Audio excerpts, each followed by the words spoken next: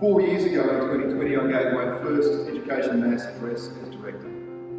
Some of you will remember a quote I shared on you that night, which remains dear to me. Teaching has an extraordinary moral depth and is one of humankind's most excellent and creative activities, for the teacher does not write on inanimate material, but on the very spirits of human beings. It's clear from much of the rhetoric we hear from media commentators and social pundits, and many others who feel compelled to add their voices to the fray, that not everyone shares this understanding of what it means to be a teacher, especially a teacher in a Catholic school. Perhaps this is because we occasionally lose sight of it ourselves. Perhaps it is because obligations, regulations, structures and requirements don't always make it easy to occupy this space. Perhaps it is because we find ourselves so overwhelmed by all that must be done. The concept of writing on the very spirits of our students seems more fantasy than fact. We heard this feedback time and time again from hundreds of teachers involved in the development of our strategic plan along the way. And as we've just seen, it's why one of the plan's 5 focus areas is system support for the core work of teaching.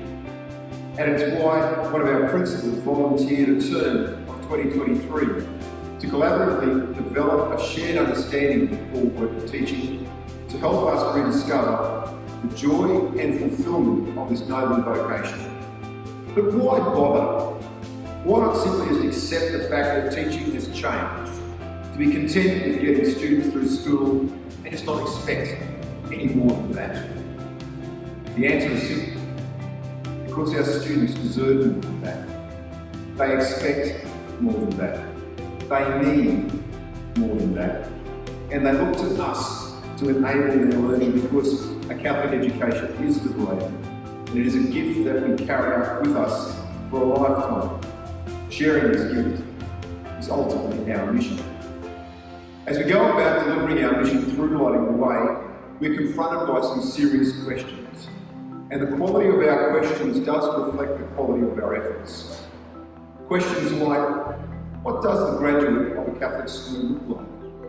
What kinds of personal attributes, values, understandings and competencies will best equip them to live happy, fulfilling and meaningful lives, to enable them to thrive and make a positive contribution to a world that is changing rapidly and becoming increasingly unpredictable? How can all children be given equal educational opportunities in contexts of significant and often increasing social disparities? What should be the nature and role of schools by the mid-21st century?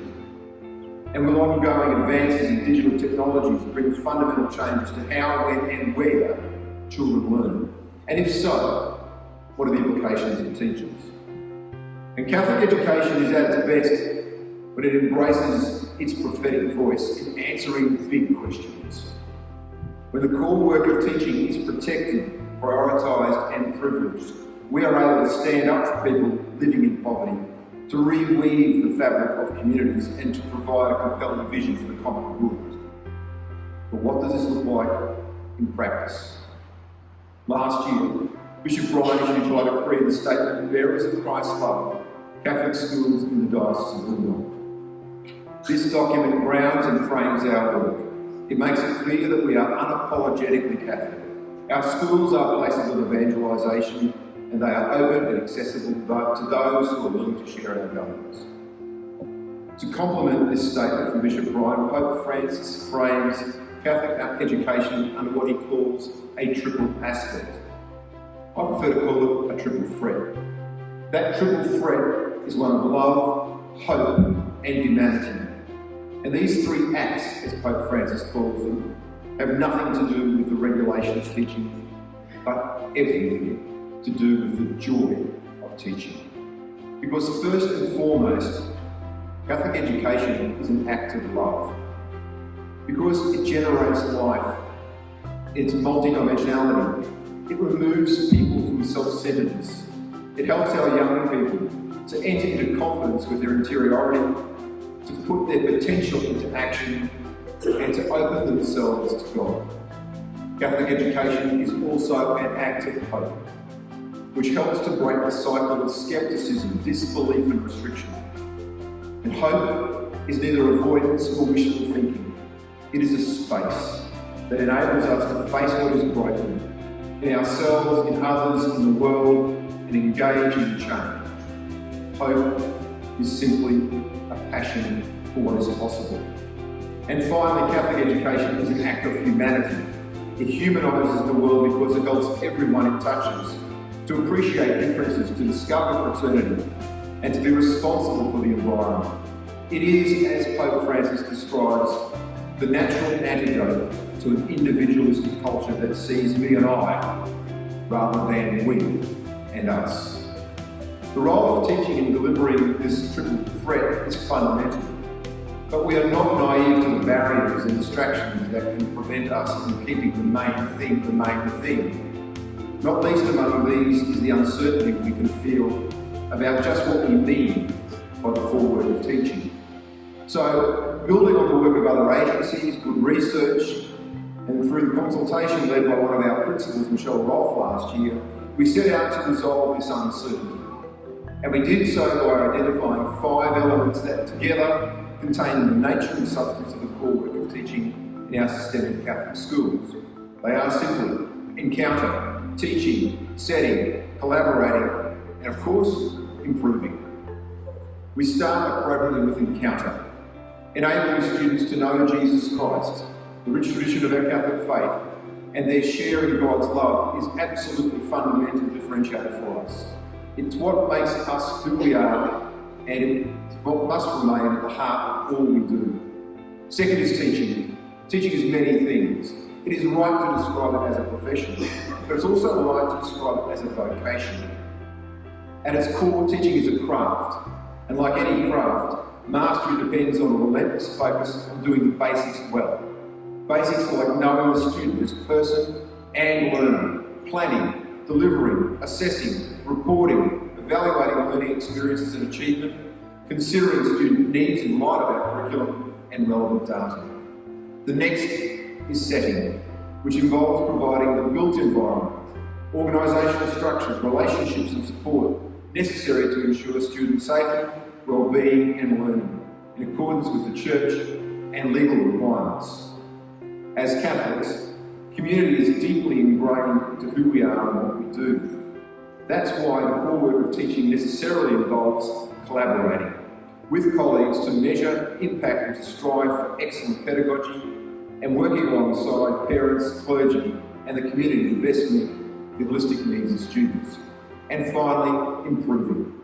Because just as we expect students to aim for ongoing growth and lifelong learning, teachers must seek to continuously improve their own practice, student outcomes and the overall performance of their school and the system, in line with the School Improvement Tool and the Continuous Catholic School Improvement Framework.